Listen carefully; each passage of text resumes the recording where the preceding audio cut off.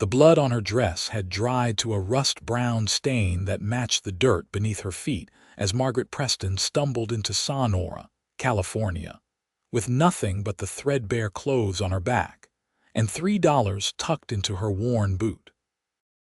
It was June of 1867, and the gold rush had long since faded, leaving behind a town that clung to survival through sheer stubbornness and the occasional silver strike in the nearby foothills. Margaret had walked for 2 days after the stagecoach accident that killed her employer, a wealthy widow who had been taking her west to work as a lady's maid. The other passengers had scattered like startled birds, taking what they could carry. Margaret had taken nothing that was not hers, even though no one would have known. She had never stolen in her life, and she would not start now, even if it meant arriving in a strange town with almost nothing to her name. The main street of Sonora stretched before her, a mix of wooden storefronts and canvas tents that spoke of both permanence and impermanence. Men on horseback kicked up dust as they passed, and women in faded calico dresses hurried along the wooden sidewalks, their eyes downcast. Margaret felt every stare that landed on her blood-stained dress, heard every whisper that followed in her wake. She kept her chin up and her shoulders back, the way her mother had taught her before the fever took her family 5 years ago. The general store stood on the corner, its painted sign announcing proper goods and sundries in fading letters. Margaret pushed through the door, and a small bell announced her arrival. The proprietor, a thin man with spectacles perched on his narrow nose, looked up from his ledger and his eyes widened at the sight of her. "I need work," Margaret said before he could speak. "I can read and write, I can keep books, I can sew, cook, clean, and I learn quickly." The proprietor's gaze traveled from her tangled brown hair to her ruined dress, and she saw the calculation in his eyes. "Can you prove you are not a thief?" "No," Margaret said honestly, "but I am not one. I was a maid to Mrs. Harriet Blackwell of Boston. The stagecoach overturned 2 days north of here. She did not survive." The man's expression softened slightly. "I heard about that accident. You walked all this way?" "Yes, sir." He scratched his chin, then shook his head. "I have no work for you here, but the boarding house down the street needs help. Mrs. Chen runs it. Tell her Edmund sent you." Margaret thanked him and turned to leave, but his voice stopped her at the door. "Miss, there is a pump out back. You might want to wash that blood off before you go calling on respectable folk." Heat flooded her cheeks, but she nodded and made her way around the building. The water was cold and clear, drawn up from deep in the earth, and she scrubbed at the stain until her fingers were raw and the fabric was merely discolored instead of shocking. "It would have to do, Mrs." Chen proved to be a small woman with iron-gray hair pulled back in a severe bun and eyes that missed nothing. She looked Margaret up and down, asked 3 pointed questions about her experience, and then nodded once. "Room and board plus $2 a week. You clean, you cook, you do laundry. You steal, you are out. You bring men to your room, you are out. You cause trouble, you are out. Understood?" "Yes, madam. You start now. There are linens that need changing in rooms 3 and 7. Margaret started now. The work was hard but honest, and after 6 days, Margaret had earned her first week wages. Mrs. Chen paid her in coins that felt heavy and real in her palm. And for the first time since the accident, Margaret felt something like hope stirring in her chest. She had a place to sleep, food to eat, and work that kept her hands busy and her mind occupied. On her half-day off, she walked through town, marveling at the shop windows even though she could not afford what they displayed. The seamstress had a bolt of blue calico in the window that made Margaret's heart ache with wanting. She had never owned a new piece of fabric in her entire life. Everything she had ever worn had been handed down, cut down, or made from scraps. Even her current dress, despite her best efforts to clean it, marked her as someone who owned nothing of value. She was standing there, her fingers pressed against the glass, when she felt the weight of someone's gaze on her. Margaret turned and found herself looking up at the largest man she had ever seen. He stood at least 6.5 feet tall, with shoulders so broad they blocked out the sun. His hair, dark brown and shot through with auburn where the light caught it, hung past his shoulders, and a thick beard covered the lower half of his face. He wore buckskin trousers and a heavy shirt that strained across his chest, and his arms, bare below the rolled sleeves, were corded with muscle that spoke of a life spent in hard physical labor. A large hunting knife hung at his belt, and he carried himself with the easy confidence of a man who knew his own strength and had no need to prove it. But it was his eyes that caught her attention. They were a startling gray-green like moss on river stones, and they held an expression she could not quite read as they studied her face. "Pardon me, miss," he said, his voice a low rumble that seemed to come from deep in his chest. "I did not mean to startle you." "You did not," Margaret lied, her heart hammering against her ribs. "I was just looking at the fabric." He glanced at the shop window, then back at her. "It is a fine blue." "Yes." She smoothed her hands over her ruined dress, suddenly painfully aware of how she must look to him. "I should be getting back to the boarding house." "You work for Mrs. Chen." "I do," he nodded slowly. "I am Dalton Larsen. I have a claim up in the mountains about a day's ride from here. I come down once a month or so for supplies." "Margaret Preston." She was not sure why she gave him her full name. There was something about the way he looked at her, with a directness that was not rude but simply honest, that made her want to be honest in return. "Pleased to make your acquaintance, Miss Preston."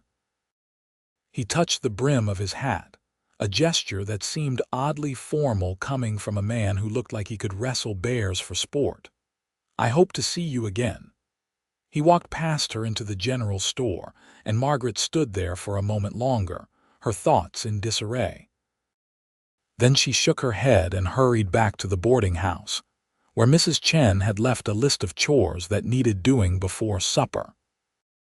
But that evening, as she lay in her narrow bed in the small room under the eaves, Margaret found herself thinking about gray-green eyes and the way the mountain man had looked at the blue fabric, then at her, as if making some calculation she did not understand. The next morning, a package arrived at the boarding house, addressed to Miss Margaret Preston. Mrs. Chen brought it to her in the kitchen, where Margaret was up to her elbows in bread dough.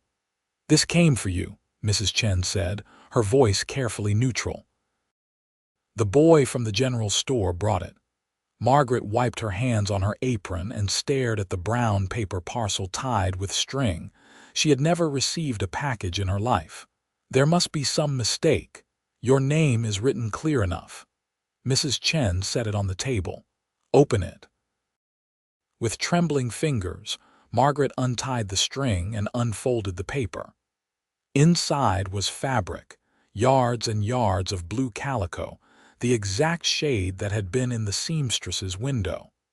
Tucked in among the folds was a note written in a bold, slanting hand. "Miss Preston, I noticed you admiring this fabric yesterday. I hope you will accept it as a welcome gift to Sonora. If you have need of anything else, please do not hesitate to ask. Respectfully, Dalton Larsen." Margaret stared at the fabric, her vision blurring with sudden tears. She touched it with one finger, feeling the crisp newness of it, the promise of it. No one had ever given her anything so fine, so beautiful, so completely unnecessary and yet so deeply wanted. "Well," Mrs. Chen said, and there was something almost soft in her voice, "that is quite a gift." "I cannot accept it," Margaret whispered, even though every fiber of her being wanted to gather the fabric to her chest and never let it go. "It would not be proper." He left it at the general store for you, paid in full. To refuse it would be an insult, Mrs. Chen touched the fabric with knowing fingers. This is good quality, enough here for a dress and maybe a skirt besides. But why would he give this to me? He does not even know me. Mrs. Chen gave her a long look. Perhaps he would like to. Margaret felt heat rise in her cheeks. I am not that sort of woman. I know you are not, and I think Dalton Larsen knows it too, or he would not have gone about it in this way, all proper and respectful. Mrs. Chen folded the paper back over the fabric. You should make yourself something nice to wear. A woman should have at least one good dress. Margaret wanted to argue, but the words would not come. She had never owned anything new before. Everything in her life had been used, worn, marked by someone else's existence first. This fabric, crisp and clean and smelling faintly of the dye that gave it that beautiful blue color, was hers alone. No one else had worn it or owned it or even touched it except to measure and cut and fold it for her. I will write him a thank you note, she said finally. It would be rude not to acknowledge such generosity. Mrs. Chen nodded, satisfied. That would be proper.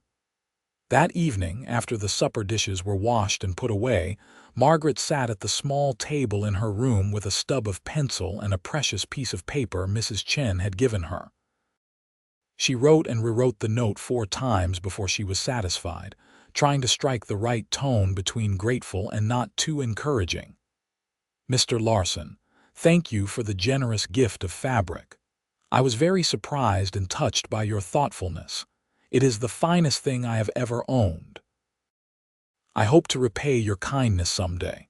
With gratitude, Margaret Preston. She left it at the general store the next morning, asking Edmund to pass it along if Mr. Larsen came back for any reason. Then she tried to put the mountain man out of her mind and focus on her work. But 2 weeks later, when Margaret had just finished cutting the fabric and was beginning to sew her new dress by lamplight in the evenings, Dalton Larsen walked into the dining room at the boarding house.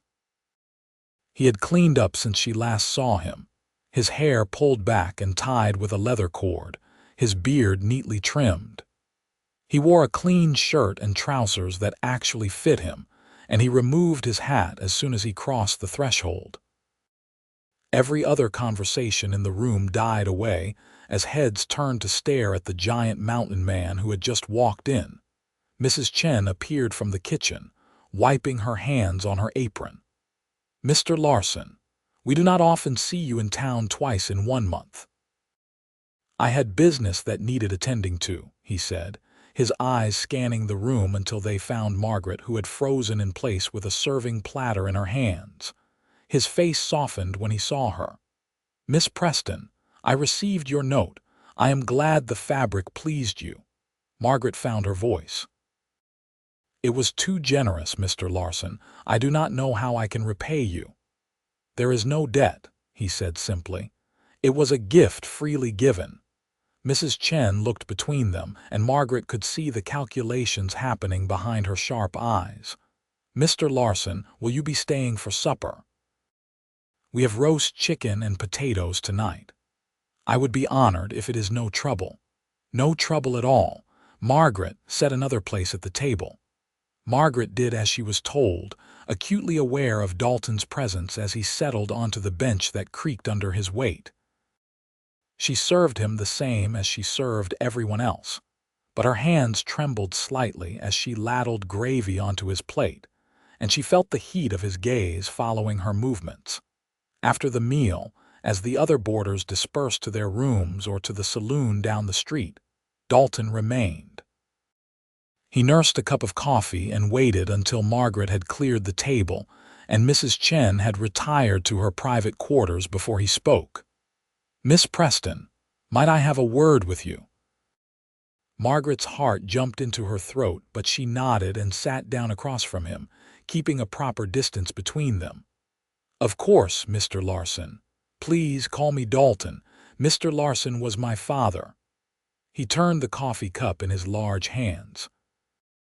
I wanted to apologize if my gift caused you any discomfort. That was not my intention. You have nothing to apologize for. It was very kind. I am not a man who is good with words, Dalton said slowly. I spend most of my time alone in the mountains. But I saw you standing there, looking at that fabric like it was something precious, and I saw the state of your dress, and I thought perhaps you might like to have it. I did. I do. Margaret folded her hands in her lap. It is the finest thing anyone has ever given me. His expression shifted, something like pain crossing his rugged features. You have never owned anything new before. No. My family was poor, and after they died, I worked as a maid. Everything I had was handed down or cast off. She did not know why she was telling him this, but the words kept coming. When I saw that fabric in the window, I thought about how it would feel to wear something that no one else had worn first, something that was mine from the beginning. Dalton was quiet for a long moment, and when he spoke, his voice was rough with emotion. Everyone should own something new, something that is theirs alone. That is a kind thought. It is more than a thought. He leaned forward, his elbows on the table. Miss Preston, I would like permission to call on you properly, to court you if you are willing. Margaret's breath caught. She had known on some level that this was coming. A man did not give a woman an expensive gift like that without intentions. But hearing the words spoken aloud made it real in a way that both thrilled and terrified her. Mr. Larsen, you barely know me. I know enough. I know you walked 2 days after a stagecoach accident, and you took nothing that was not yours even though you had every reason and opportunity. I know you work hard and keep your head high even when life has given you every excuse to give up. I know you look at a piece of blue fabric like it is a miracle. His gray-green eyes held hers. I would like to know more. I have nothing, Margaret said bluntly. No family, no prospects, no dowry. I am a maid at a boarding house. I have a claim in the mountains. It is not much, but the hunting is good and the stream runs clear. I built a cabin there 2 years ago. It is solid and warm, and there is good land for a garden. He paused. I am not rich, but I am not poor either. I can provide for a wife, if I ever found a woman who would be willing to live that kind of life. And you think I might be that woman? I think you might be. He reached across the table, not quite touching her hand, but close enough that she could feel the warmth of his skin. I am not asking you to marry me tomorrow, Miss Preston. I am just asking for the chance to know you better, to let you know me. And then, if we both decide we suit, perhaps we could talk about a future together. Margaret looked at his hand, so large and capable, scarred from hard work and rough living. She thought about her small room under the eaves, her $2 a week, her carefully hoarded savings that might someday be enough for a train ticket to somewhere else. She thought about the blue fabric upstairs, waiting to be finished, the first new thing she had ever owned. Yes, she said quietly, you may call on me. The smile that spread across Dalton's face transformed him. It softened the hard edges, lit up his eyes, made him look younger and almost boyish despite his size. Thank you, Miss Preston. I will do right by you, I promise. Margaret, she said. If you are Dalton, then I am Margaret. Margaret. He said her name like it was something precious. I will come back next Sunday, if that suits you. Perhaps we could take a walk if the weather holds. I would like that. He stood, and the bench scraped against the floor with a sound that seemed too loud in the quiet room. Margaret walked him to the door, and he paused on the threshold, looking down at her with an expression she could not quite read. Good night, Margaret. Good night, Dalton. She watched him walk away into the darkness, his broad shoulders silhouetted against the lamplight spilling from the saloon windows. Then she closed the door and leaned against it, her heart racing and her mind spinning with possibilities she had never dared to imagine before. Mrs. Chen appeared from the shadows, making Margaret jump. "That is a good man," the older woman said. "Rough around the edges, but good where it counts. He will take care of you if you let him. You do not think it is too fast. We have only spoken twice. When you get to be my age, you learn that sometimes you know things faster than logic can explain them." Mrs. Chen patted her arm. "Trust your instincts, girl. They have kept you alive this long." Margaret nodded, but she lay awake long into the night, staring at the ceiling and wondering if she was making the right choice. She barely knew Dalton Larsen. He could be anyone, anything. But when she closed her eyes, she saw the way he had looked at her in the lamplight, with honesty and hope and something that might have been longing, and her doubts quieted. Sunday dawned clear and warm, with a breeze that carried the scent of pine from the mountains. Margaret wore her new dress for the first time, and when she caught sight of herself in Mrs. Chen's small mirror, she barely recognized the woman staring back at her. The blue brought out the color of her eyes and made her skin look less sallow. The fit was good, flattering without being improper, and the fabric felt crisp and clean against her skin. "You look beautiful," Mrs. Chen said from behind her. "He will not be able to take his eyes off you." Margaret felt heat rise in her cheeks. "It is just a walk. It is never just a walk." Dalton arrived precisely at noon, as promised. He wore clean clothes and had tamed his hair again, and he carried a small bouquet of wildflowers that looked almost comical in his large hand. When he saw Margaret in her new dress, he stopped dead in his tracks, and his expression made her feel like the most beautiful woman in the world. "You made the dress," he said unnecessarily. "I did. It turned out well, I think. More than well." He handed her the flowers, and their fingers brushed in the exchange. "You are lovely." They walked through town and out past the last buildings, where the road gave way to a trail that wound up into the foothills. Dalton kept to her pace, never rushing, and he pointed out landmarks as they went. An old oak tree where he had once seen a mountain lion, a spring where the water ran cold and sweet, a meadow where wildflowers grew thick in the summer. "It must be lonely," Margaret said, "living up in the mountains all by yourself." "Sometimes," Dalton admitted, "but there is a peace to it too. No one telling you what to do or who to be, just you and the land and the work of your hands. What made you come west?" He was quiet for a moment, and she thought perhaps she had overstepped. But then he spoke, his voice low. "My father was a blacksmith back in Ohio. He had a fierce temper and heavy fists. My mother died when I was 12, and after that, there was nothing keeping me there except fear. When I was 17, I was big enough that he could not hurt me anymore, so I left. Came west looking for gold like everyone else, but what I found was something better: space, freedom, a place where I could build something that was mine." Margaret touched his arm gently. "I am sorry about your father. It was a long time ago." He covered her hand with his, and the warmth of his touch sent a shiver through her. "What about you? What brought you west?" She told him about her family, the fever that had taken them all except her, the years of working in other people's houses. She told him about Mrs. Blackwell and the stagecoach accident and walking for 2 days to reach Sonora. She told him things she had never told anyone, and he listened with complete attention, never interrupting, never judging. When she finished, they had reached a high point on the trail where the view opened up. The town of Sonora sprawled below them, small and insignificant against the vast sweep of the mountains. Beyond, the world stretched out in shades of gold and green and blue, so beautiful it made her chest ache.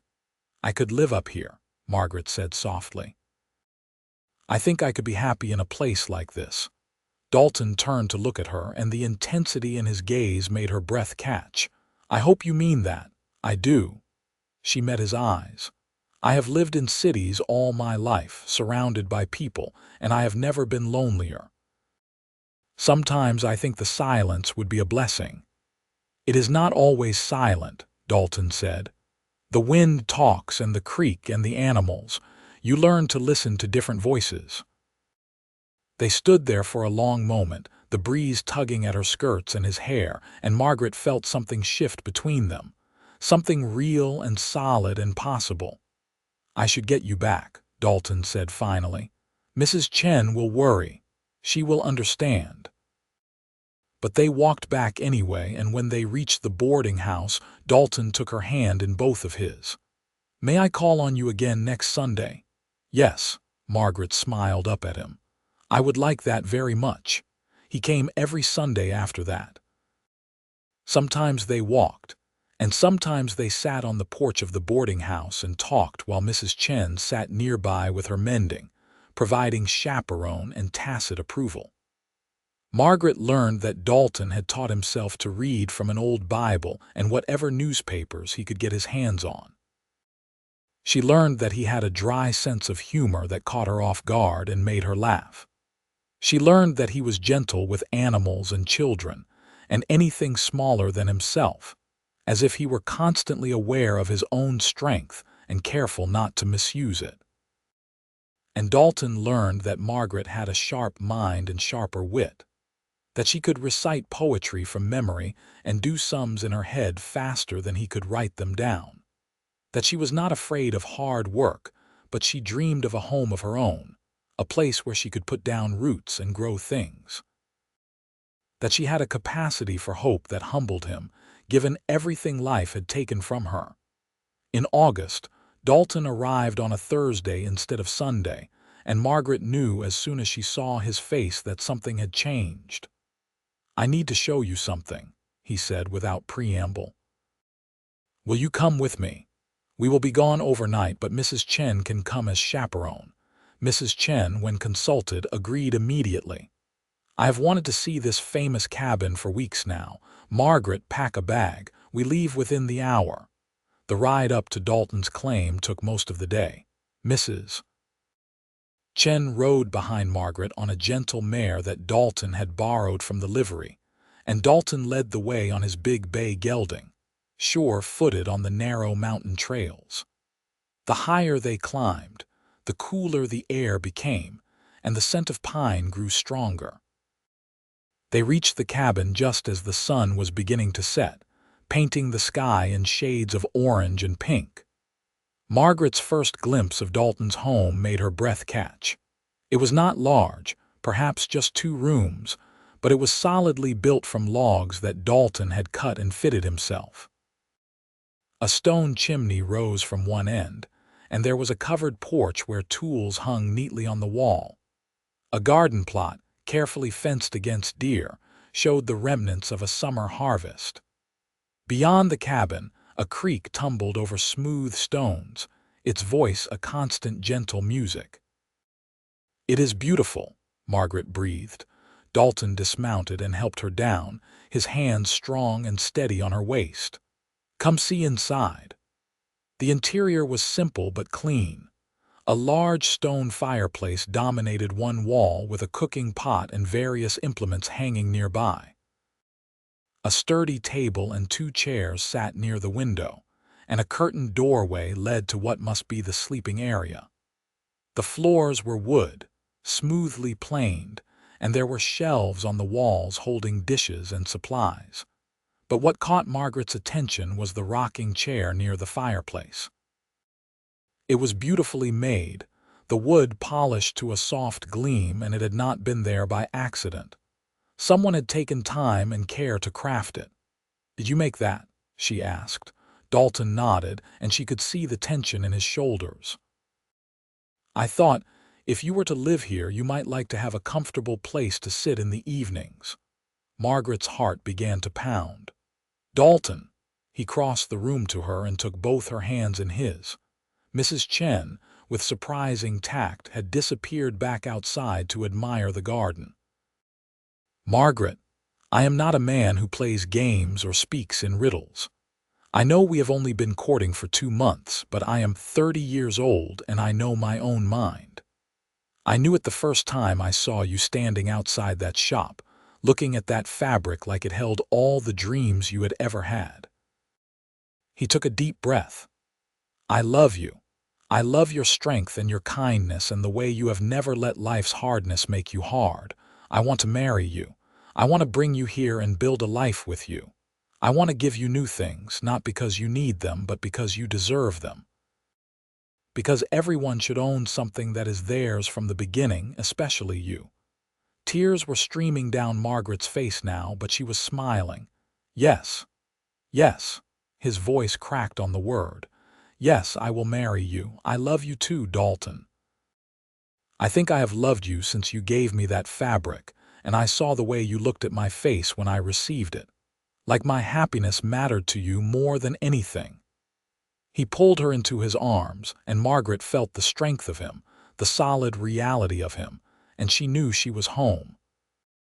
He held her carefully as if she were something precious and breakable, and she held him back with all the strength in her small frame. We can be married as soon as you like, Dalton said against her hair.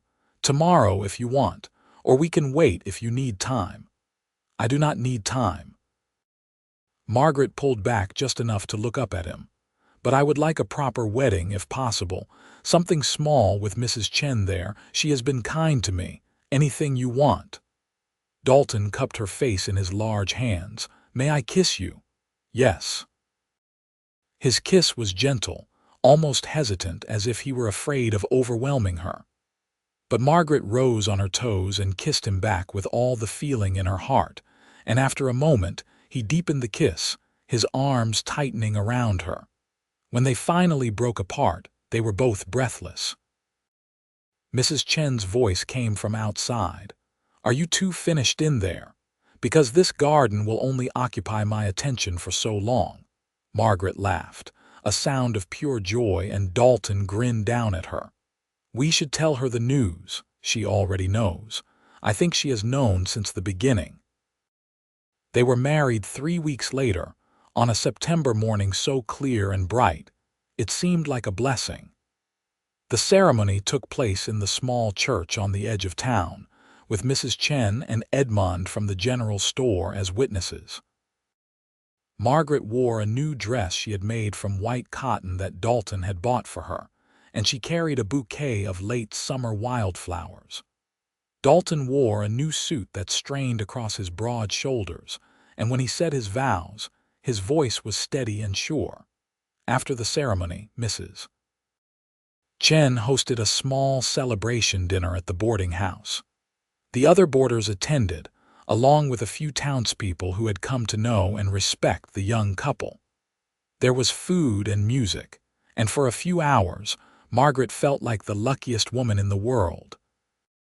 As the sun began to set, Dalton lifted her onto his horse, and they rode up into the mountains together, leaving the town behind. Margaret leaned back against his chest, feeling the steady beat of his heart, and watched the world turn gold and then purple with twilight. Are you nervous? Dalton asked quietly. No, Margaret said, and realized it was true. I trust you. When they reached the cabin, Dalton carried her over the threshold, and Margaret laughed at the unnecessary gallantry. But inside, in the lamplight, his expression turned serious.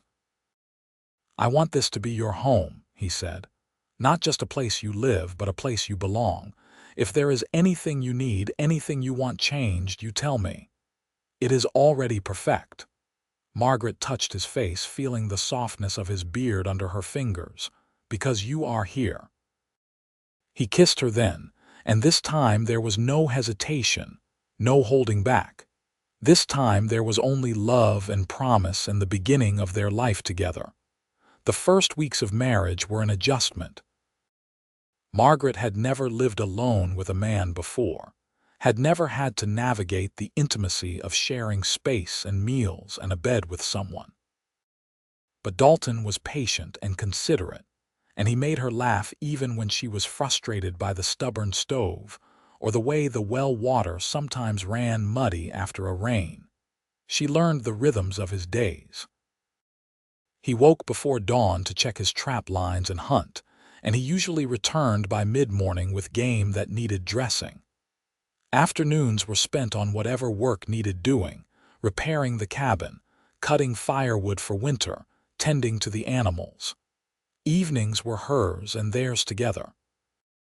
They sat by the fire, Dalton working on some project with his hands while Margaret sewed or read aloud from the books he borrowed from the minister in town.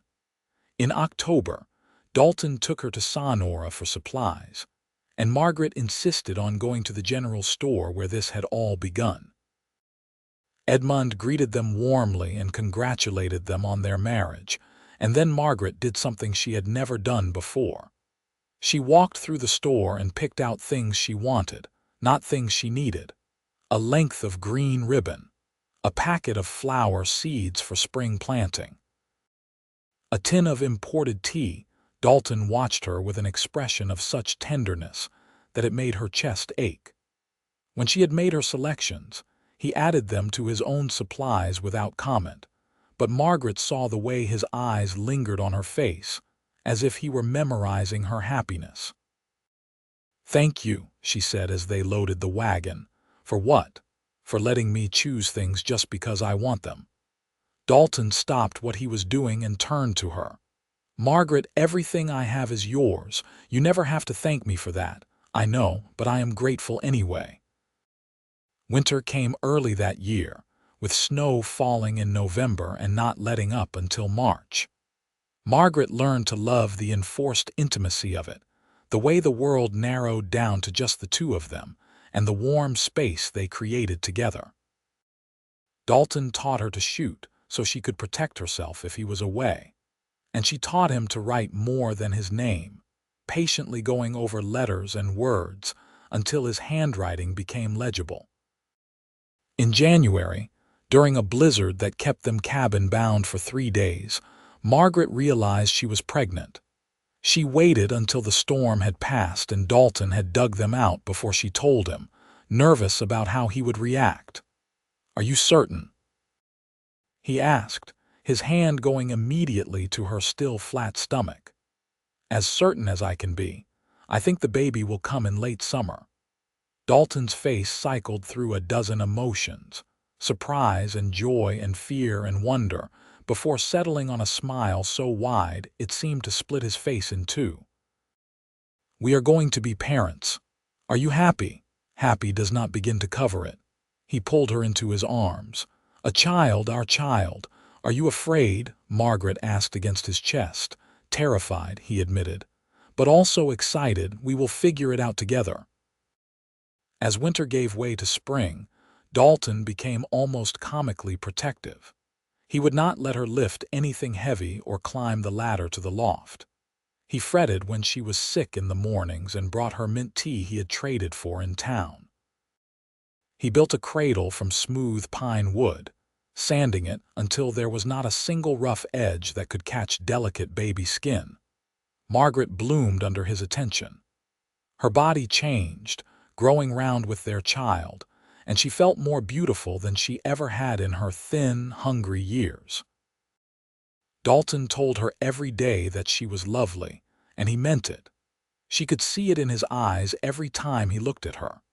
In May, when the snow had finally melted and the world had turned green again, Dalton took her to the meadow where wildflowers grew. They spread a blanket and lay together in the sunshine, watching clouds drift across the impossibly blue sky. "You ever regret it?" Margaret asked. "Marrying me so quickly, taking on the responsibility?" Dalton propped himself up on one elbow and looked down at her, his hand resting gently on her swollen belly. "Never. Not for 1 second. You are the best thing that has ever happened to me, Margaret. You and this baby. You have made my life full in ways I never imagined possible." "I feel the same way." She covered his hand with hers. "I used to think I would never have a home of my own, that I would always be living in other people's houses, using other people's things. But you gave me a home. You gave me new things that are mine from the beginning. You gave me a life worth living." "We gave each other that," Dalton said. "We built it together." In August, on a day so hot that even the creek seemed sluggish, Margaret went into labor. Dalton had brought Mrs. Chen up from town 2 weeks earlier just to be safe, and the older woman took charge with the calm efficiency of someone who had done this many times before. "Boil water," she ordered Dalton. "Lots of it. And then make yourself scarce. This is women's work." Dalton looked like he wanted to argue, but Margaret squeezed his hand. "Do as she says. I will be fine." He kissed her forehead. "I will be right outside if you need me." Labor was hard, the hardest thing Margaret had ever done, and there were moments when she thought she could not continue. But Mrs. Chen was there, steady and sure, telling her when to push and when to breathe. And finally, as the sun was setting, Margaret heard the thin, reedy cry of her baby. "A boy," Mrs. Chen announced, laying the squirming infant on Margaret's chest. "A big, healthy boy." Margaret looked down at her son, at his red face and dark hair and tiny, perfect fingers, and felt something shift in her chest. This was hers. This child, this perfect, new person, was hers from the very beginning. No one else had held him or named him or loved him first. He was hers and Dalton's, their beginning. "Dalton," she called, and the door flew open so fast it banged against the wall. Dalton stood frozen in the doorway, his eyes wide as they took in the sight of Margaret holding their son. Then he crossed the room in 3 long strides and knelt beside the bed. "Is he all right? Are you all right?" "We are both fine." Margaret smiled through her exhaustion. "Meet your son." Dalton reached out with one tentative finger and touched the baby's hand. Immediately, tiny fingers curled around his, and Dalton made a sound that was half laugh, half sob. "He is so small." "He will grow," Mrs. Chen said dryly. "Especially if he takes after his father." "What should we name him?" Dalton asked, his eyes never leaving the baby's face. Margaret had been thinking about this for months. "I would like to name him Thomas after my father, Thomas Larsen." "Thomas." Dalton tried the name out and a smile spread across his face. "It is perfect. He is perfect." Mrs. Chen stayed for 2 more weeks, teaching Margaret how to nurse and care for the baby before pronouncing them capable and returning to town. The day she left, she hugged Margaret tightly. "You have done well for yourself, girl. This is a good life you have built. Thank you for everything, Mrs. Chen. I do not know what I would have done without you. You would have figured it out. You are stronger than you know." Mrs. Chen touched the baby's head gently. "Be happy, Margaret. You deserve it." After she left, Margaret stood on the porch holding Thomas and watching Dalton see Mrs. Chen off down the trail. The late summer sun was warm on her face, and the breeze carried the scent of pine and wildflowers. She looked at the cabin, solid and well-built, at the garden flourishing in its fenced plot, at the rocking chair visible through the open door. She thought about the new dress hanging on the peg, the one Dalton had surprised her with last week, made from fabric the color of autumn leaves. She thought about the cradle beside their bed, handmade and smooth as silk. Everything was new, not just the things, but the life itself. She had built this life from nothing with Dalton beside her, and it was hers from the beginning. Dalton came back up the porch steps and wrapped his arms around her and the baby, careful and gentle. "What are you thinking about?" "How lucky I am," Margaret said simply. "How much I love this life we have made." "It is only going to get better," Dalton promised. "I swear it to you." And he was right. The years passed, marked by the changing seasons and the growth of their family. Thomas grew into a sturdy boy with his father's gray-green eyes and his mother's quick mind. 2 years after Thomas, a daughter arrived, red-faced and screaming with indignation at the world. They named her Sarah, and she had her father's stubbornness and her mother's determination. Dalton built an addition onto the cabin to accommodate their growing family. He added a room for the children and a proper kitchen with a real stove he had saved for months to buy. He built a barn for the animals, and a smokehouse for preserving meat. Every addition, every improvement, was something they planned together, something they built with their own hands. Margaret planted her garden every spring and harvested it every fall. She made jams and pickles and dried herbs, and she taught Sarah to sew the way no one had ever taught her.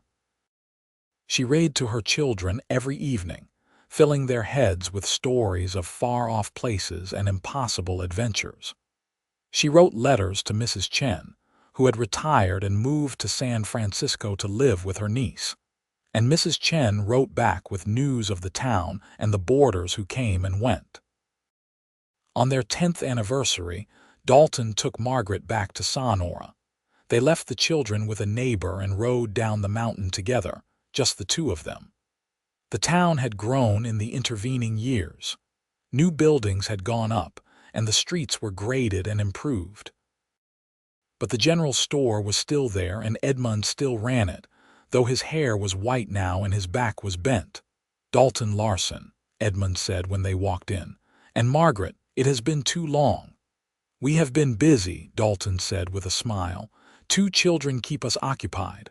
I heard." "Congratulations." Edmund looked at Margaret.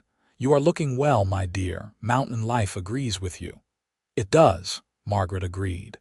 She walked through the store, trailing her fingers over the goods on display.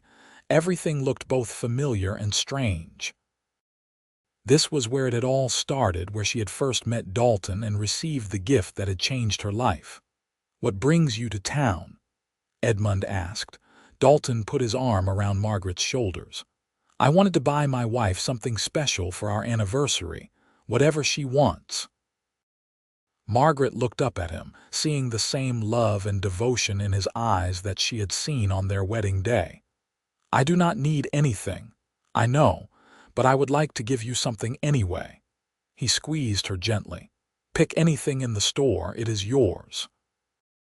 Margaret walked slowly through the aisles, looking at the bolts of fabric and the kitchen goods and the small luxuries that were still imported from the East.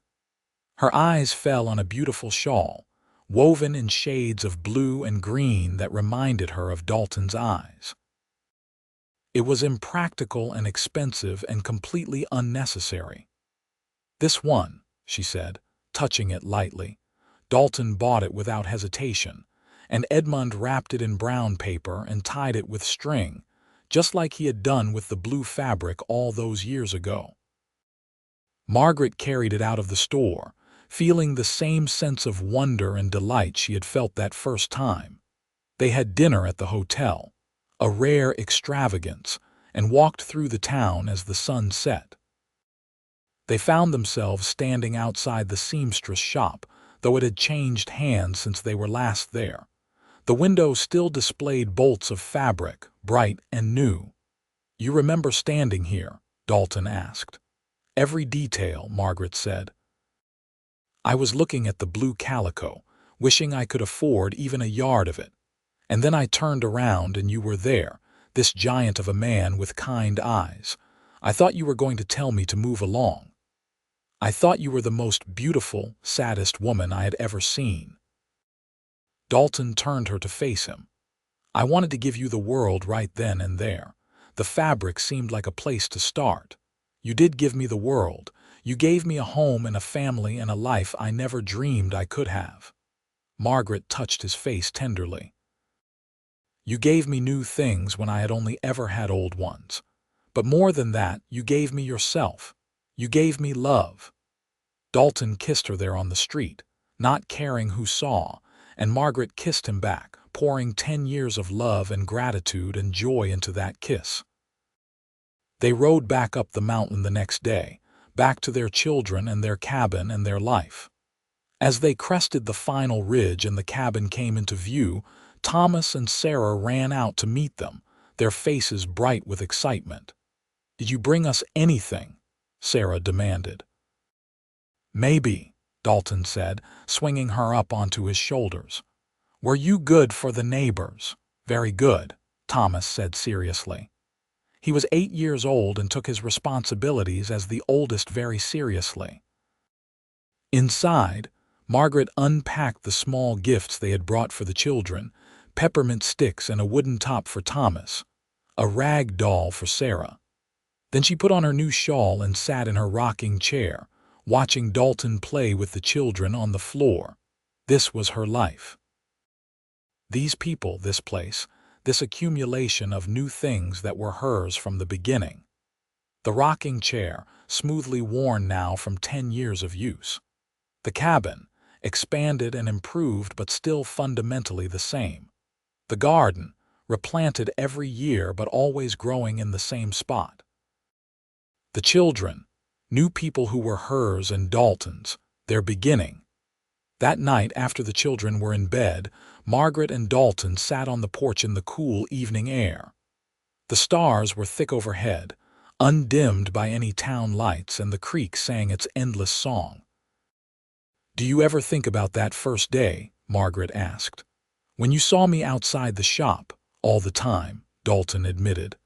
"I wonder what would have happened if I had not stopped, if I had just gone about my business and left you alone. We never would have met. I would have spent my whole life alone up here, never knowing what I was missing." He pulled her closer. "I think about that sometimes, and it terrifies me, how close I came to walking past the best thing that ever happened to me. But you did not walk past. You stopped. You bought me that fabric and watched my face light up." Margaret smiled at the memory.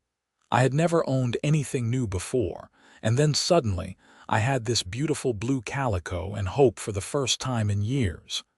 You deserved beautiful things. You still do. I have everything I need right here." Margaret gestured at the cabin, the mountains, the life they had built. "This is more than I ever dreamed of. A home, a family, a man who loves me. New things that are mine from the beginning." Dalton was quiet for a moment, and when he spoke, his voice was rough with emotion. "You made me believe I deserved good things too. I spent so many years alone, convinced that was all I was fit for. And then you came along and filled all the empty spaces. You gave me a reason to build instead of just survive. You gave me a family." They sat in comfortable silence, watching the stars wheel slowly overhead. Margaret thought about the girl she had been, walking into Sonora with blood on her dress and $3 in her boot. That girl had been frightened and alone, but she had also been brave and hopeful. She had built this life through hard work and trust and the willingness to take a chance on a mountain man who looked at her like she was precious. "I love you," she said softly. "I love you too," Dalton replied. Forever. The years continued to pass, bringing changes both small and large. Thomas grew tall and strong, though not quite as large as his father. He learned to hunt and trap, to read the forest and understand the seasons.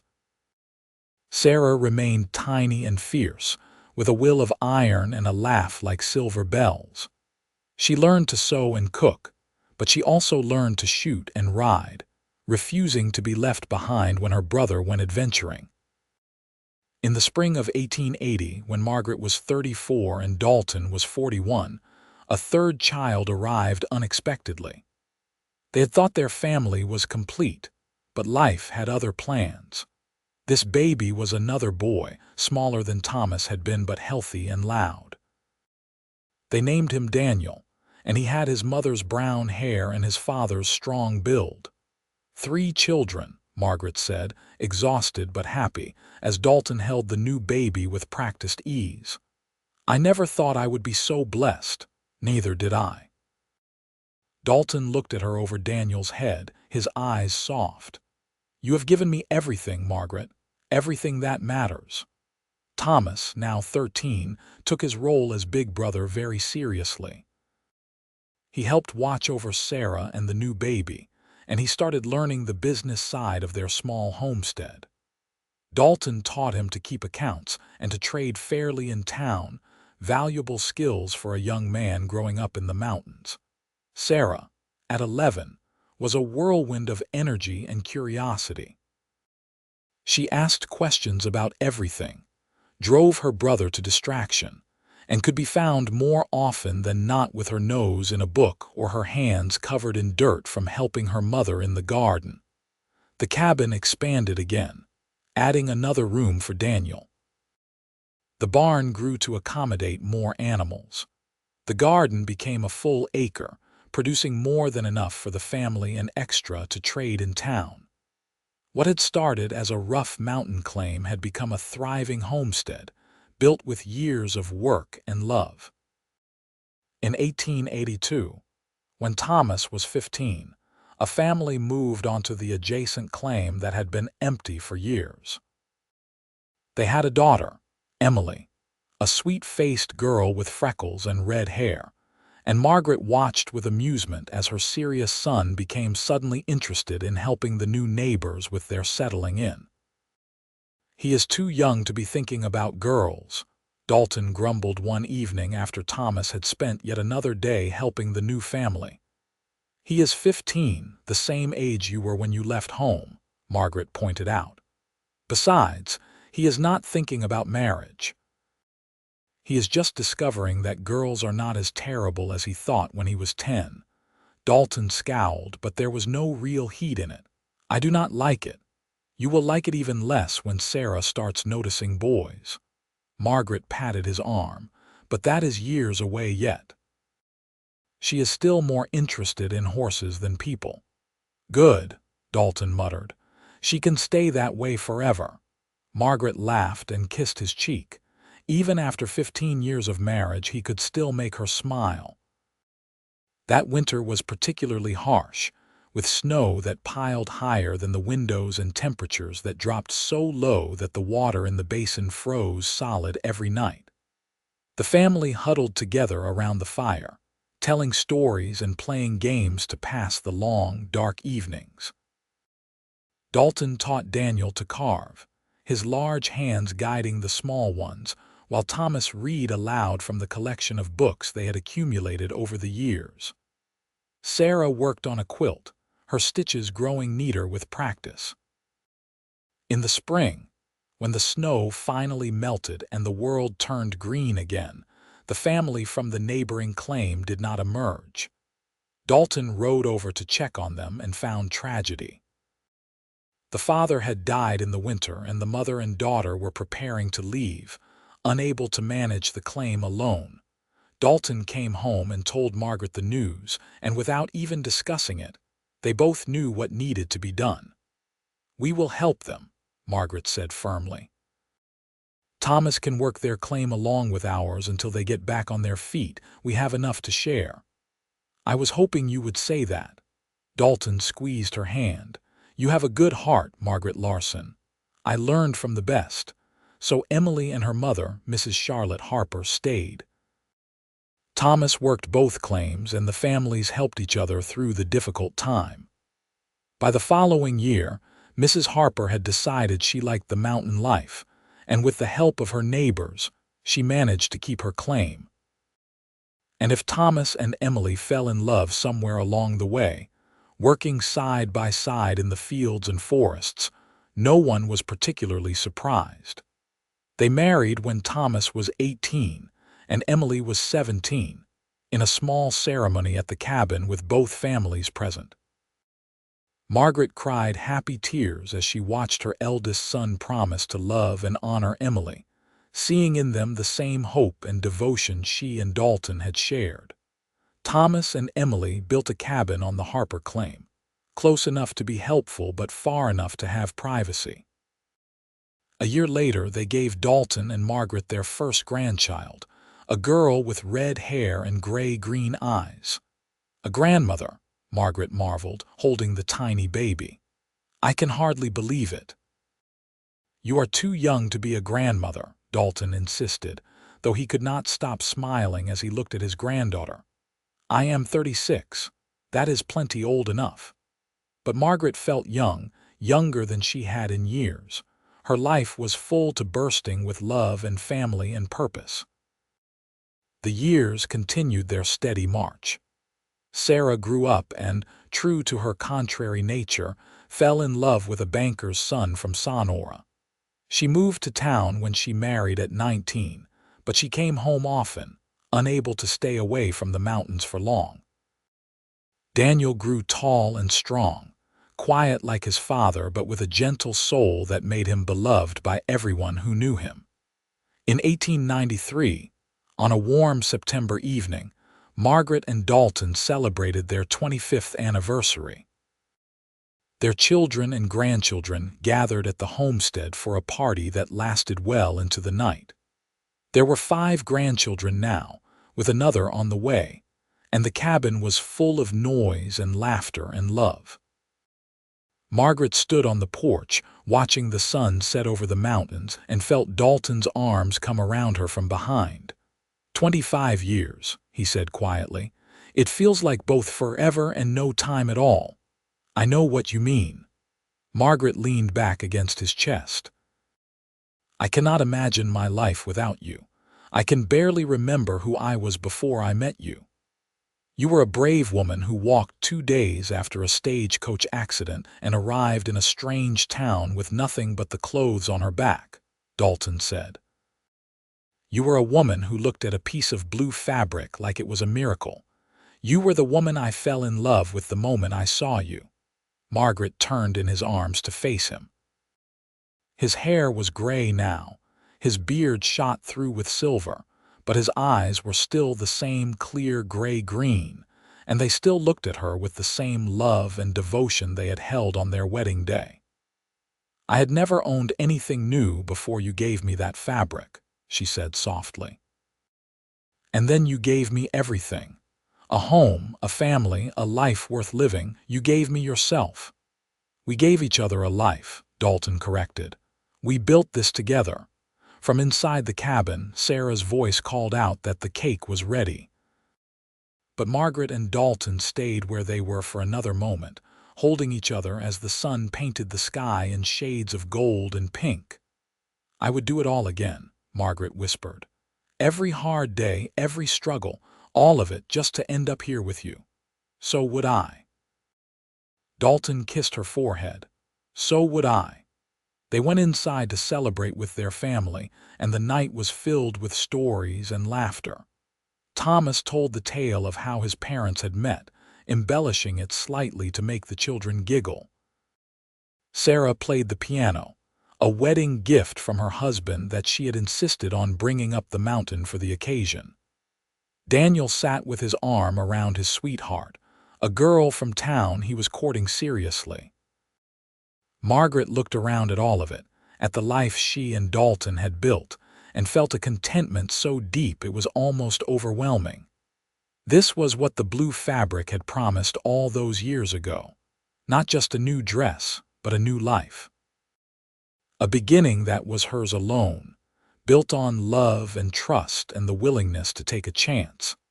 As the party wound down, and the families prepared to leave for their various homes, each child hugged Margaret and Dalton goodbye. The grandchildren, sleepy and overstuffed on cake, mumbled their thanks and love. And then finally, it was just the 2 of them again, standing on the porch in the cool night air. You think we did all right? Margaret asked. As parents, as partners, as people. I think we did better than all right. Dalton pulled her close. Look at our children. They are good people living good lives. We gave them that foundation. We showed them what love looks like. Margaret nodded, but she was thinking about something else. When I was a girl, I thought I would never have anything of my own. I thought I would always be living on the edges of other people's lives, using their things, sleeping in their houses, eating their food. I thought I would always be the maid, the orphan, the girl with nothing. But you were never that girl, not really, Dalton said. You always had yourself, your strength, your kindness, your hope. Those were yours from the beginning. Maybe, Margaret smiled. But you helped me see that. You looked at me and saw someone worth giving beautiful things to. Someone worth building a life with. You made me believe I deserved to own something new. They stood together in the darkness, the stars wheeling overhead, the mountains standing silent and eternal around them. Inside the cabin, the lamp still burned, casting a warm glow through the windows. The rocking chair sat by the fireplace, waiting. The beds were made with quilts Margaret had sewn over the years. The shelves held books and dishes and all the accumulated treasures of a life well lived. Everything was new once, Margaret thought. The cabin, the furniture, the life they had built together. All of it had been new and shining and full of promise. And even though years had passed and things had aged and worn, they were still hers, still precious, still the foundation of everything she held dear. "I love you," she said, the words as true and necessary as breathing. "I love you too," Dalton replied, "forever and always." They went inside together, closing the door on the night, and the cabin welcomed them home. The fire burned low in the hearth, and the rocking chair creaked softly as Margaret settled into it, Dalton sitting on the floor beside her with his head resting against her knee. This was their place, their life, their love. And it was all new once, all theirs from the beginning, built on the foundation of a mountain man who bought fabric and watched a woman's face light up with joy. The years after their 25th anniversary passed with a comfortable rhythm that Margaret had come to treasure.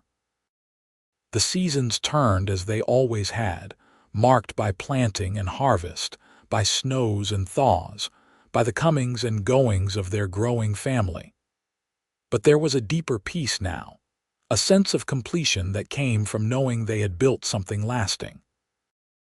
Daniel married his sweetheart in 1895, a quiet girl named Ruth who fit into the family as if she had always been there. They built a cabin near Thomas and Emily. And suddenly, the mountain that had once held just one lonely man was home to 3 generations of Larsens, all connected by blood and love, and the land they worked together.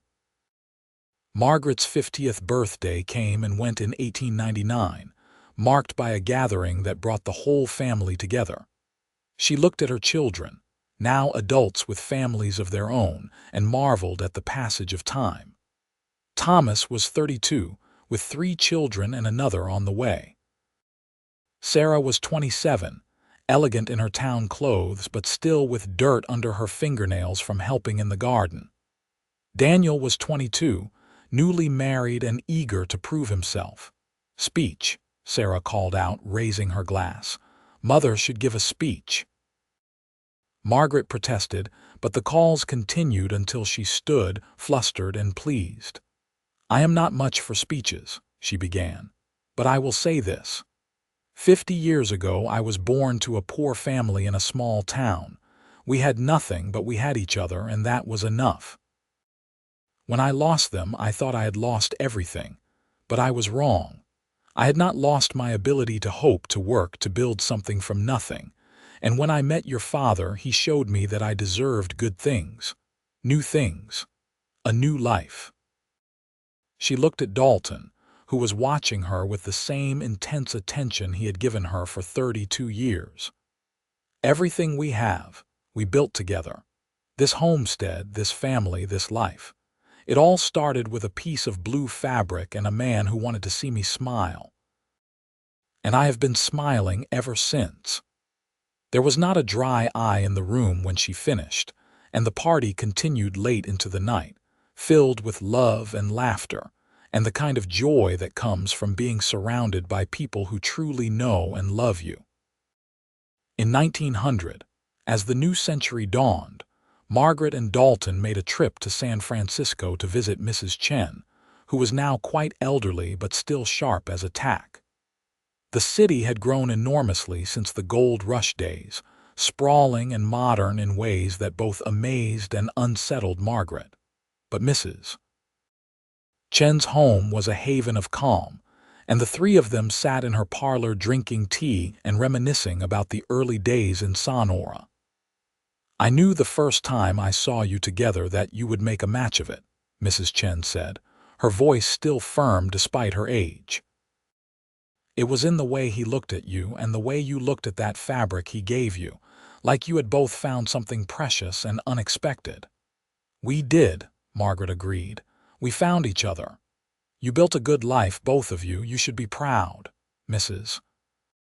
Chen patted Margaret's hand with her gnarled fingers. Not everyone who comes west makes something of themselves, but you did. You took nothing and made it into everything. On the train ride back to Sonora, Margaret thought about Mrs. Chen's words. It was true in a way.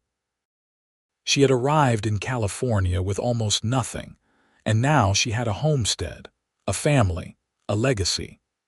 But it had never felt like building something from nothing. It had felt like uncovering something that was always meant to be, like following a path that had been laid out just for her. "What are you thinking about?" Dalton asked, watching her face. "How lucky I am. How grateful I am for every choice that led me to you. Even the stagecoach accident, even that." Margaret squeezed his hand. "Because it brought me to Sonora, to that shop window, to you. And everything good in my life has come from that moment." They returned to the mountain to find that Emily had given birth to twin boys while they were gone, bringing the grandchild count to 8. Margaret held the tiny babies and felt her heart expand even further, making room for more love. The years of the new century brought changes to the world beyond their mountain. There was talk of automobiles and airplanes, of electricity and telephones. The world was modernizing rapidly, but up on the mountain, life continued much as it always had. The Larsens grew their food, hunted their meat, and lived according to the rhythms of the seasons. But even the mountains could not remain untouched forever. In 1906, when the great earthquake struck San Francisco, the tremors were felt even in the Sierra Nevadas. The family gathered at the main cabin, frightened and awed by the power of the earth beneath their feet. Afterwards, they learned that Mrs. Chen had perished in the disaster, and Margaret mourned the woman who had been her first friend in California, who had given her a chance when she had nothing. "She lived a long, good life," Dalton said, holding Margaret as she cried. "And she was proud of you. She told you so herself. I know, but I will miss her." "So will I." In 1909, Margaret and Dalton celebrated their 41st anniversary. They were both in their 60s now, with the aches and pains that came with age and a lifetime of hard work.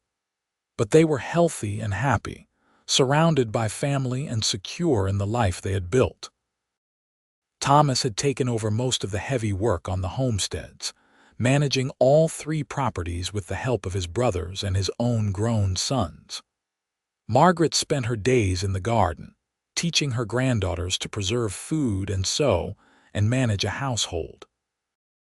Dalton still hunted and trapped, though not as far afield as he once had, and he spent long hours crafting furniture and tools in the workshop he had built behind the cabin.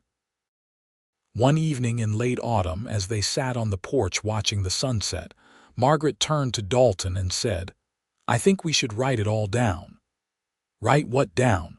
"Our story, how we met, how we built this life. For the grandchildren and their children, so they know where they came from." Dalton considered this. "I am not much of a writer. We will do it together. You talk, I will write. We will tell them about the stagecoach accident and the blue fabric and how you bought it for a woman you barely knew. We will tell them about building the cabin and the early years and how love can grow from the smallest kindness." So they did. Over the winter of 1909 and into the spring of 1910, Margaret and Dalton spent their evenings telling their story. Margaret wrote it down in her careful hand, filling page after page with their memories.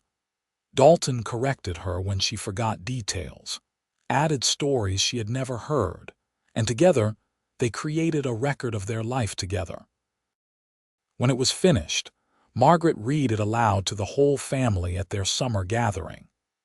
There were tears and laughter, and a deep sense of connection as the younger generations learned about the courage and love that had built the foundation of their family.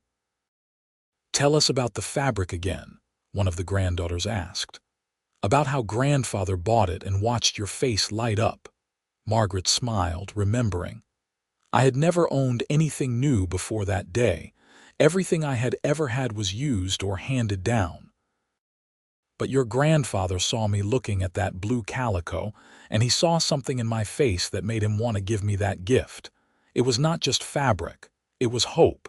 It was the promise that I deserved good things, that my dreams mattered. And did you make a dress from it? The granddaughter asked. I did. I wore it to my wedding, actually. Margaret looked at Dalton, whose eyes were soft with memory. It was the most beautiful thing I had ever owned. What happened to it? I still have it. It is packed away in the trunk in the bedroom. It is too fragile to wear now, but I could not bear to part with it. It was the beginning of everything. After the family had left and the cabin was quiet again, Margaret climbed the ladder to the loft and opened the old trunk. There, wrapped carefully in paper, was the blue dress. She lifted it out gently, and even after all these years, she could remember the feel of the new fabric against her skin, the joy of wearing something that was hers alone. I thought you might want to see it, she said to Dalton, who had followed her up. He touched the faded blue fabric gently. You were beautiful in this dress. You are still beautiful. We are old now, Margaret said with a smile. We are alive. We are together. That is all that matters. Dalton wrapped his arms around her. I would do it all again, Margaret. Every day, every year, I would choose you every single time. And I would choose you. They stood there in the loft, holding each other and the blue dress, and Margaret felt the weight of all the years they had shared. The joy and the sorrow, the triumph and the struggle, all of it woven together into a life that was rich and full and completely their own. In 1915, Dalton's health began to fail.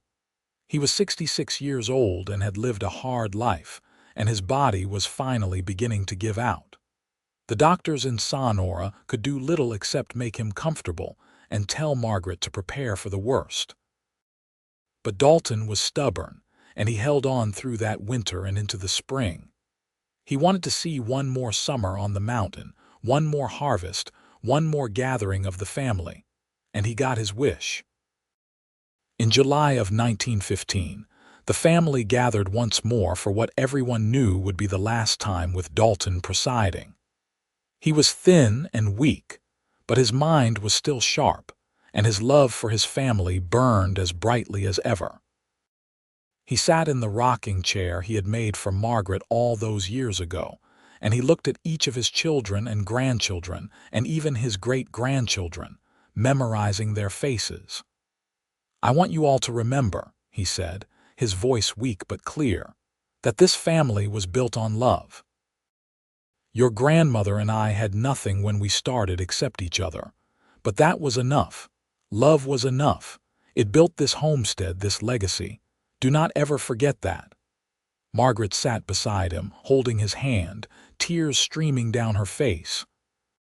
48 years they had been together, and she could not imagine a world without him in it. That night, after the family had left, Dalton and Margaret lay together in the bed they had shared for nearly 5 decades. The window was open, letting in the cool mountain air and the sound of the creek. I am not afraid, Dalton said quietly. I have lived a good life, a better life than I ever dreamed possible. Because of you, I lived a life I never imagined I deserved, Margaret whispered. You gave me everything. We gave each other everything. Dalton turned his head to look at her, and even in the dimness, she could see the love in his eyes. Promise me you will be all right, that you will keep going, keep living. I promise. But you have to promise me something too, anything. Promise me that you know how much you were loved. That every day we had together was a gift, that you made my life beautiful in ways I cannot even put into words. I promise. Dalton brought her hand to his lips and kissed it gently. I love you, Margaret Larsen. From the moment I saw you outside that shop until this very moment, I have loved you with everything I am. I love you too. Forever. Dalton died just before dawn, peacefully in his sleep with Margaret beside him. She woke to find him gone, and though she had known it was coming, the grief was still overwhelming. She lay there for a long moment, holding him one last time, before rising to begin the heartbreaking work of saying goodbye. The funeral was held on the mountain, with the whole family present. They buried Dalton on a rise overlooking the homestead, where he could watch over everything he had built. The marker was simple, carved by Thomas from a single piece of granite. Dalton Larsen, 1837–1915, beloved husband, father, and grandfather. Margaret stood by the grave long after everyone else had gone, saying her own private farewell. "Thank you," she whispered. "Thank you for seeing me. Thank you for loving me. Thank you for giving me a life worth living."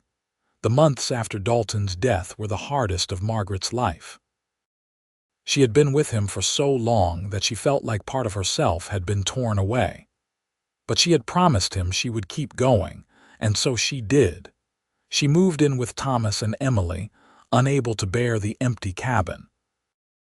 She helped with the grandchildren and the great-grandchildren, passing on her knowledge and skills. She tended her garden and did her sewing and found small ways to keep busy and useful. But every Sunday, she walked to the top of the rise and sat by Dalton's grave, telling him about her week, about the family, about everything and nothing. She brought him wildflowers in the summer and evergreen branches in the winter, keeping his resting place beautiful and cared for. In 1917, when America entered the Great War, Margaret was 70 years old and had seen more than her share of hardship and loss. But she was still strong, still capable, and she threw herself into supporting the war effort. She knitted socks and sweaters for soldiers, rolled bandages, and wrote letters to young men from Sonora who had gone off to fight. When Thomas's eldest son, David, enlisted, Margaret held her great-grandson close and whispered prayers for his safety. The war seemed very far away on the mountain, but its impact was felt nonetheless.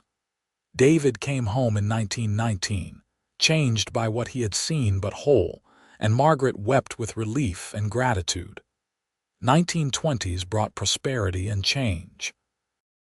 The younger generation was moving away from the land, drawn by the promise of jobs and excitement in the cities. But the homestead remained, tended now by Daniel and Ruth's children, and Margaret watched with satisfaction as another generation learned to work the land and love the mountains. In 1926, on her 80th birthday, Margaret sat on the porch of the cabin where she had lived most of her adult life. She was old now, her hair white, her hands gnarled with arthritis, her movements slow and careful. But her mind was still sharp, and her heart still held all the love and memory of a life well lived. Sarah had come up from town, and she sat beside her mother in comfortable silence, watching the sun set over the mountains that had been their constant backdrop. "You ever regret it?" Sarah asked. "Spending your whole life up here instead of somewhere more civilized?" Margaret considered the question. "Never, not once. This mountain, this life was exactly what I needed. It gave me everything that mattered. You gave up a lot to be here. I gave up nothing that I wanted." Margaret reached over and took her daughter's hand. "I know you love your life in town, and I am glad you found what makes you happy. But this mountain made me happy. Your father made me happy. The life we built together made me happy." "Tell me again about the blue fabric," Sarah said softly. Margaret smiled, always happy to tell this story. "I was standing outside the seamstress shop, looking at this beautiful blue calico. I had never owned anything new in my whole life, and I wanted that fabric more than I had wanted anything in years. And then your father appeared, this giant of a man with kind eyes, and he asked me about it. The next day it arrived at the boarding house as a gift. And you fell in love, and I fell in love. Not just with him, though he was easy to love, but with the possibility of a different life. A life where I could own new things, where I mattered enough for someone to notice what I wanted and give it to me, where I was seen and valued and loved. Margaret's eyes were distant with memory. That fabric changed my life. It was the beginning of everything. They sat together as the sun dropped below the horizon, painting the sky in brilliant shades of gold and pink and purple. The same colors Margaret had watched with Dalton for nearly 50 years. The same beauty, the same peace. In 1927, Margaret began preparing for her own death. She was 81 years old and had outlived most of her generation. She knew her time was limited, and she wanted to leave everything in order for her family. She gave each of her children and grandchildren something special. Thomas received Dalton's hunting knife, which he accepted with tears in his eyes. Sarah received Margaret's collection of books, carefully preserved and beloved. Daniel received the deed to the original homestead, making him the official caretaker of the land where it had all begun. And to her granddaughters, she gave pieces of the blue fabric. She had saved it all these years, the precious scraps left over from making her wedding dress. Each granddaughter received a small square, carefully hemmed, along with a letter explaining its significance. "This fabric was the first new thing I ever owned," she wrote. "It represented hope and possibility and the promise of a better life. I want you each to have a piece of it, to remember that you deserve good things, that you are worthy of love and kindness, that dreams can come true if you are brave enough to accept them when they appear." On a morning in early spring of 1928, Margaret woke before dawn and knew this would be her last day. She could feel it in her bones, in the way her breath came short and her heart beat irregularly. She was not afraid. She had lived 82 years, most of them full of joy and love, and she was ready to go. She asked Thomas to help her to the rise where Dalton was buried. It took time and effort, but they made it, and Margaret settled herself on the grass beside the grave. "Leave me here for a while," she told Thomas. "I want to watch the sunrise one more time." "Mother, please, Thomas, let me have this." He left reluctantly, and Margaret was alone with the mountain and the sky and the memory of the man she had loved for most of her life. The sun rose slowly, painting the world in shades of gold and pink, the same colors it had been painting since long before she was born and would continue long after she was gone.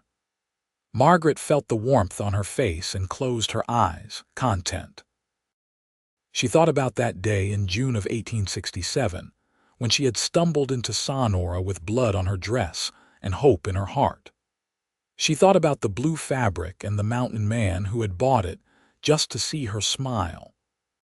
She thought about the cabin and the children and the grandchildren, and all the love and joy and sorrow that had filled the years between then and now. She had never owned anything new before Dalton bought her that fabric. And in giving her that small gift, he had given her a new life. A new beginning, a new self who knew she was worthy of beautiful things. It had been a good life, a very good life. When Thomas returned an hour later, he found Margaret slumped peacefully against Dalton's headstone, a slight smile on her face. She was gone, as quietly and gently as she had lived. They buried her beside Dalton, just as she had requested. The whole family attended, 3 generations strong, all of them products of the love that had started with a piece of blue fabric and a mountain man's kindness. On her headstone, beneath her name and dates, Thomas had the stonemason carve a simple phrase: "She owned beautiful things and lived a beautiful life." Years later, one of the great-granddaughters, going through old family papers, found the manuscript Margaret and Dalton had written about their life together. She read it through in one sitting, tears streaming down her face, and then she had it typed and bound and copied for every member of the family. The story of the blue fabric and the mountain man became family legend, passed down through the generations. The small squares of fabric, carefully preserved, were displayed in frames and cherished as precious heirlooms.